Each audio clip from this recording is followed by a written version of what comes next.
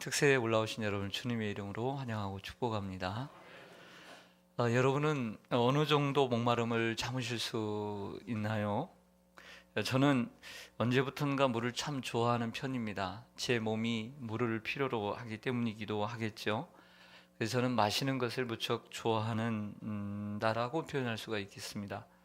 그래서 저는 목마름을 자주 느끼는 편이고 또 오래 참지는 못할 것 같습니다. 잠시 인생을 돌아오면서 내 인생에 있어서 가장 목마를 때가 언제였나라는 생각을 해보게 되었습니다. 별로 없었습니다. 그러나 단 몇 번의 목마름이 있었지만 그거야 제가 원해서 그랬던 부분이고 또 원하지 않았어도 군대에 있을 때 한여름에 유격 훈련을 받는데 몇 킬로 구보를 시키더라고요. 그 무더운 여름에 구보를 하고 들어오는데 여러 번 개울가에 들어가서 물을 마시고 싶었던 생각이 납니다. 그래서 다 와서야 물을 마셨을 때에 그 목마름을 해결하는 그 기분을 다시 한번 느껴보았습니다. 그러나 오늘 예수님의 십자가 위에서의 목마름을 생각하면 저의 목마름은 부끄러울 뿐입니다. 트루맨 데이비스라고 하는 한 의사가 현대 의학으로 본 예수 그리스도의 고통이라고 하는 아주 짧은 책이 있습니다. 의사의 눈으로 예수님의 고통을 기록해 놓았는데요. 몇몇 부분만 제가 인용해 보겠습니다. 한번 들어보시죠. 멜 깁슨이 제작한 패션 오브 크라이스트라고 하는 예수님의 마지막 생애의 24시간의 영상을 보는 것도 우리가 예수님의 고난에 그 고통이 얼마나 심했는가를 알 수 있겠지만 오늘 이 책의 몇 구절을 우리가 읽어보아도 충분히 예수님의 고통이 얼마나 심했는가를 저는 느낄 수가 있었습니다. 채찍질을 위한 준비가 되었습니다. 죄수의 옷이 벗겨지고 두 손은 머리에 있는 기둥에 묶여졌습니다. 유대법을 따라 40이 아닌 39번을 때리도록 했습니다. 로마 군병이 채찍을 들고 한 걸음 다가섰습니다. 그것은 무거운 가죽끈으로 된 채찍으로 그 끝에는 각각 2개씩 둥그런 쇠납덩이들이 달려 있었습니다. 그 무거운 채찍으로 예수님의 등과 다리를 사정없이 거듭 내리쳤습니다. 처음에는 그 무거운 가죽끈들이 피하 조직을 찢고 파고들자 모세관과 혈관에서 피가 줄줄 흘러나오고 드디어 근육 속에 있는 혈관에서 피가 뿜어 나오기 시작했습니다. 채찍질과 함께 예수님의 상처는 넓고 깊어졌습니다. 마지막에는 그분의 등살 가죽이 마치 걸레처럼 너덜너덜해지고 등 전체는 알아볼 수 없을 정도로 찢어지고 피로 범벅이 된 살덩이가 되었습니다. 오전 9시 예수님을 십자가에 못 박기 시작합니다. 로마 군병은 예수님의 손목 앞에 약간 오목한 곳을 손으로 더듬었습니다. 곧 그는 무겁고 네모진 단철못을 예수님의 손목을 뚫고 나무에 박았습니다. 재빨리 다른 쪽으로 가서 못을 계속 박아댔습니다. 그리고 왼쪽 발을 오른쪽 발에 포개어 발가락을 아래로 향하게 하고 무릎을 적당히 움직일 수 있게 한 다음 발목에 못을 박기 시작합니다.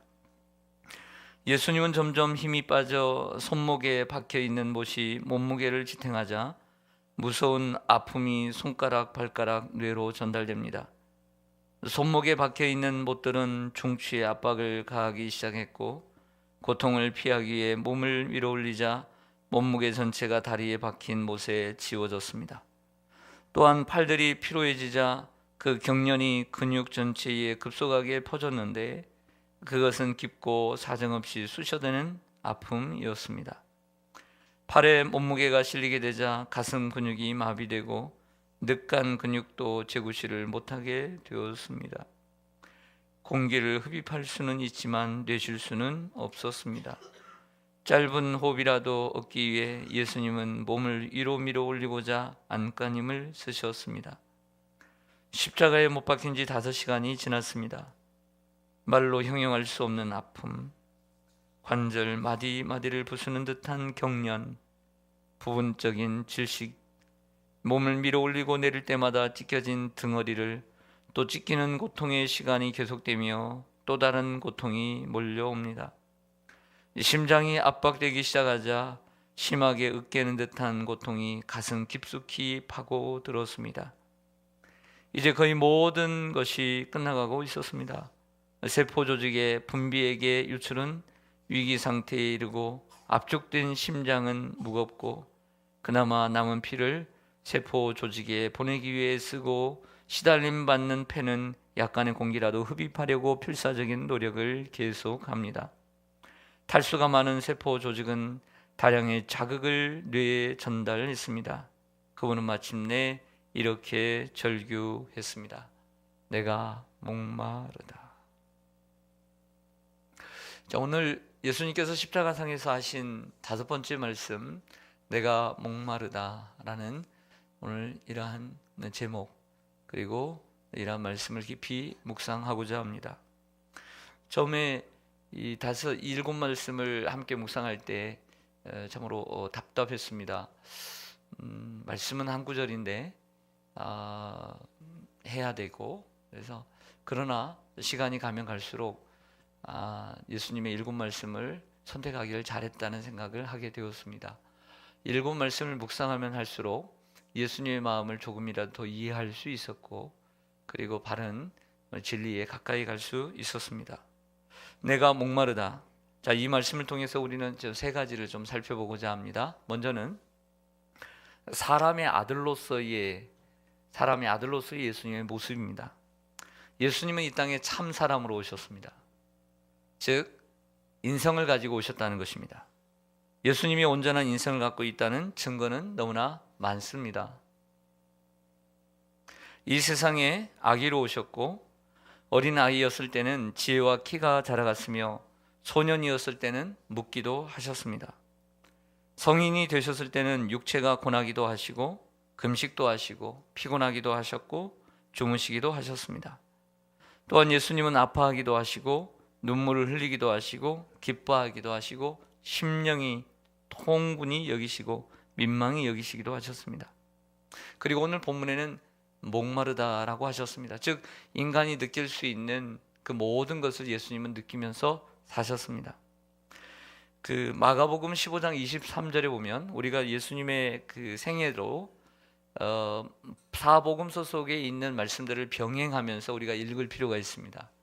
또 예수님이 십자가에 못 박혀 돌아가신 이러한 장면도 우리가 함께 옆에 놓고 같이 병행하면서 살펴볼 필요가 있는 것이죠. 오늘 요한복음에는 나와 있지 않지만 십자가에 못 박기 바로 전에 이 군인들이 이 십자가에 못 박힌 이 죄수들, 즉 예수님과 강도들에게 하나의 배려를 해 주었습니다. 그것은 뭐냐면 모략을 탄 포도주를 마시게 해 주었습니다. 모략을 탄 포도주의 역할은 수면제와 마취제의 역할을 하는 것이죠.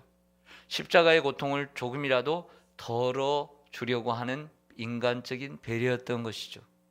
그러나 거기서는 예수님께서 그것을 거절하셨다라고 마가복음 15장 23절은 말씀해요.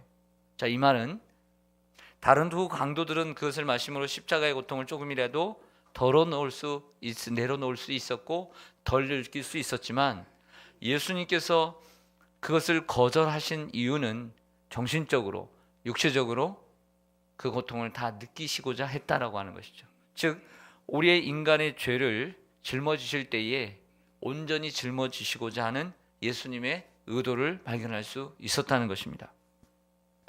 어제도 말씀드렸듯이 우리 예수님은 인간이 겪는 모든 고통과 슬픔을 다 느끼셨고 그리고 알고 계셨습니다.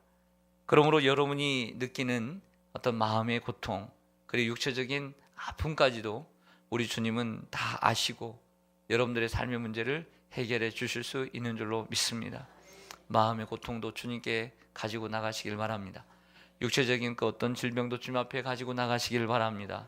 주님은 여러분들의 아픔을 다 아시고 치료해 주시는 분이신 줄로 믿습니다.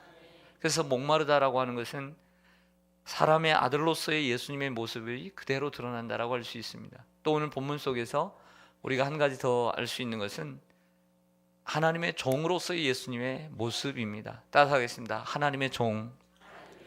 다시 28절과 29절을 보겠습니다. 화면에도 올라옵니다. 같이 읽겠습니다. 시작. 그 후에 예수께서 모든 일이 이미 이루어진 줄 아시고 성경을 응하게 하려 하사 이르시되 내가 목마르다 하시니 거기 신 포도주가 가득히 담긴 그릇이 있는지라. 사람들이 신 포도주를 적신 해면을 우슬초에 메어 예수의 입에 대니. 아멘. 다시 28절을 좀 보실까요? 28절을 보시면 그 후에 예수께서 모든 일이 이미 이루어진 줄 아시고, 여기 중요합니다. 성경을 응하게 하려 하사 이르시되 내가 목마르다 하셨습니다. 자, 이 말씀을 보면 예수님이 하신 이 다섯 번째 내가 목마르다라고 하신 이 말씀은 예수님께서 정말 목이 말라서 이런 말씀도 하신 것도 사실이지만 이런 말씀을 굳이 안 하셔도 예수님은 그 목마름을 참으실 수 있는 분이었다라고 하는 것이죠. 다시 말해 내가 목마르다라고 하는 이 말씀은 일부러 하신 말씀이라는 것이죠. 왜? 성경을 응하게 하려고 했던 것입니다. 자, 이 말은 구약성경 시편 69편 보겠습니다. 21절에 있는 이 말씀을 성취하고자 일부러 내뱉은 말씀이라는 것이죠. 그들이 쓸개를 나의 음식물로 주며, 쓸개란 쓰디 쓴 것입니다. 모략과 같은 것이죠. 목마를 때에는 초를 마시게 하셨다. 초는 신 것입니다. 쓸개는 쓴 것이고 초는 신 것입니다.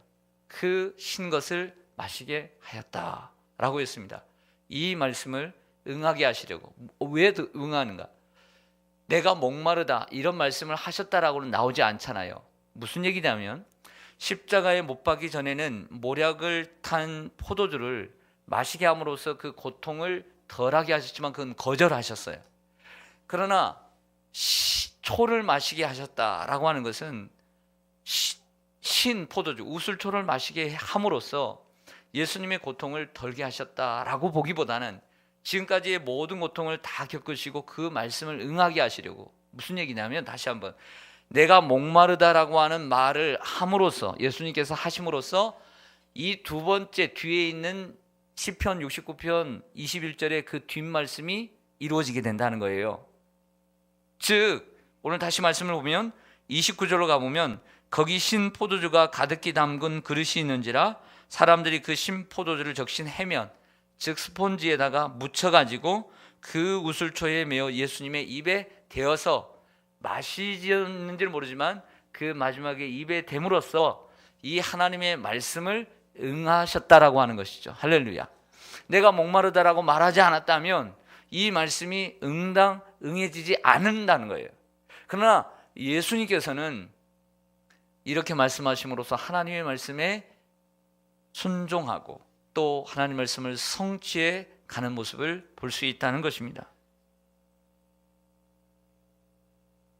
예수님께서 내가 목마르다라고 하시고 이 식초의 성분이 있는 신포도를 입에 댄 것은 그 고통을 못 이겨내서가 아니라 하나님의 말씀을 이루고 순종하기 위해서였다는 것입니다. 다시 말해 예수님의 최대의 관심사는 자신의 육체에 필요한 것을 채우는 데 있는 것이 아니라 하나님의 말씀에 순종하는 데 있었다는 것이죠.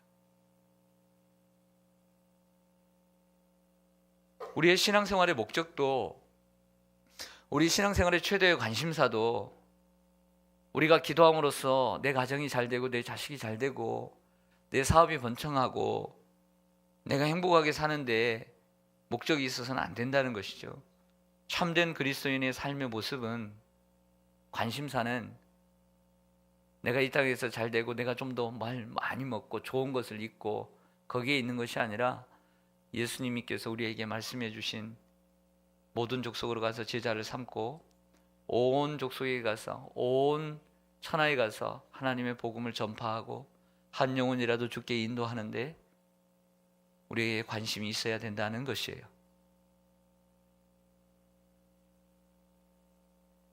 그래서 어제 어떤 성도님을 보니까 하루 종일 금식을 하는데 그럼에도 불구하고 이번 축제의 전단지를 가지고 목요일에도 나가서 복음을 전하는 분을 보았습니다.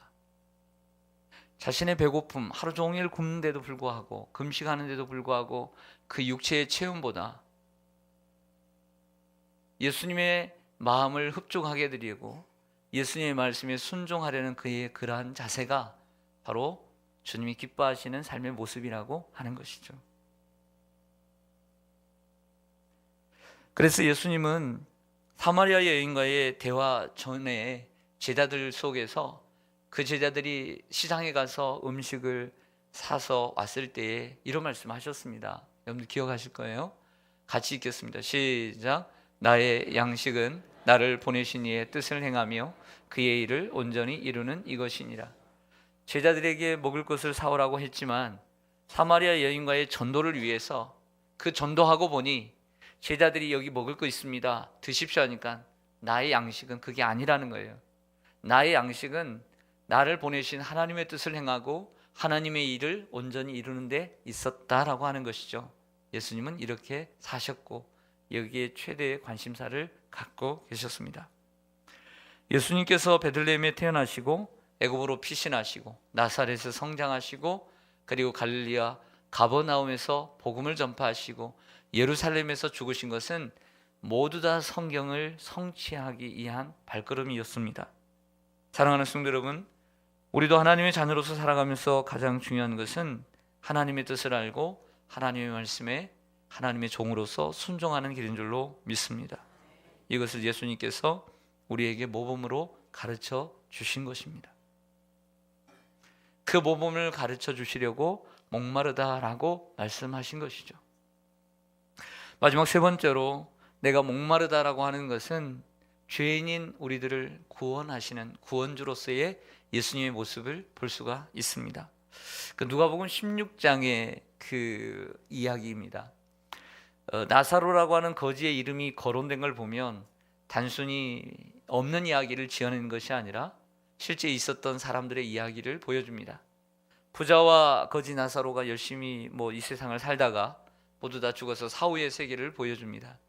부자는 목마른 곳에 도착을 합니다. 목마른 곳에서 물 한 방울의 그 갈급함을, 그 갈증을 느끼면서 저 사람을 보내어 물 한 방울 찍어 내 이 혀에 떨어뜨려 조금이라도 그 갈증을 덜해달라고 간구를 합니다. 그렇습니다. 지옥은 목마름의 장소입니다. 지옥은 그런 곳입니다. 그러나 천국은 목마름이 없는 곳입니다. 요한계시록 7장 16절 성경 화면을 좀 보시죠.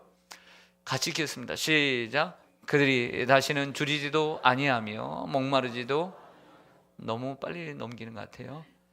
다시 한번요. 시작. 그들이 다시는 줄이지도 아니하며 목마르지도 아니하고. 천국이 이런 곳이라는 거죠. 그 다음 22장 17절 같이 읽습니다. 시작. 성령과 신부가 말씀하시기를 오라 하시는도다. 듣는 자도 오라 할 것이요 목마른 자도 올 것이요 또 원하는 자는 값없이 생명수를 받으리라 하시도다. 아멘. 천국은 목마름이 없는 곳입니다. 예수님은 요한복음 4장, 특별히 요한복음 속에서 물이 자주 등장하는 걸 압니다. 바로 그것은 요한복음 2장 속의 가나의 혼인잔치에 그 물로 시작해서 끝까지 물로 계속 이어집니다. 그리고 요한복음 4장 14절에서 사마리아 여인에게 이렇게 말씀합니다. 같이 한번 읽겠습니다. 시작. 내가 주는 물을 마시는 자는 영원히 목마르지 아니하리니 내가 주는 물은 그 속에서 영생하도록 솟아나는 샘물이 되리라. 주님이 이렇게 말씀하십니다. 그리고 요한복음 7장에 초막절에서 이렇게 말씀하십니다. 시작. 누구든지 목마르거든 내게로 와서 마시라. 아멘. 예수님 우리의 삶의 갈급함을 만족시켜 주실 수 있는 분입니다. 그리고 주님이 목마르심으로, 즉 십자가상에서의 고통은 단순히 우리의 죄를 사하는 것까지만 있는 것이 아니라 그 고통을 통해 지옥의 고통을 맛보시고 지옥의 목마름을 지금 경험하고 계신 것이죠. 왜? 우리를 구해 주시려고. 그러므로 내가 목마르다라고 하는 이러한 외침은 예수님이 온전한 인간으로서의 예수 그리스도의 모습을 우리에게 보여주고, 더 나아가 일부러 내가 목마르다라고 하심으로 예수님은 자신의 육체에 필요한 것을 채우기보다는 하나님 말씀에 순종함에 자기의 삶의 관심사, 인생의 목적이 있었다는 것을 보여줍니다. 그리고 그분이 목마름으로 우리가 영원히 목마를 수밖에 없는 지옥의 고통에서 구원해 주시는 우리의 구세주로서 구원주로서의 모습을 우리에게 보여주고 있는 줄로 믿습니다. 오늘 그 고마우신 예수 그리스도, 그 고마우신 주님 앞에 한 끼라도, 그리고 금식하시면서 주님의 고난에 동참하시고 더욱더 주님께 가까이 가는 저와 여러분 되시기를 주님의 이름으로 간절히 소망합니다. 기도하겠습니다.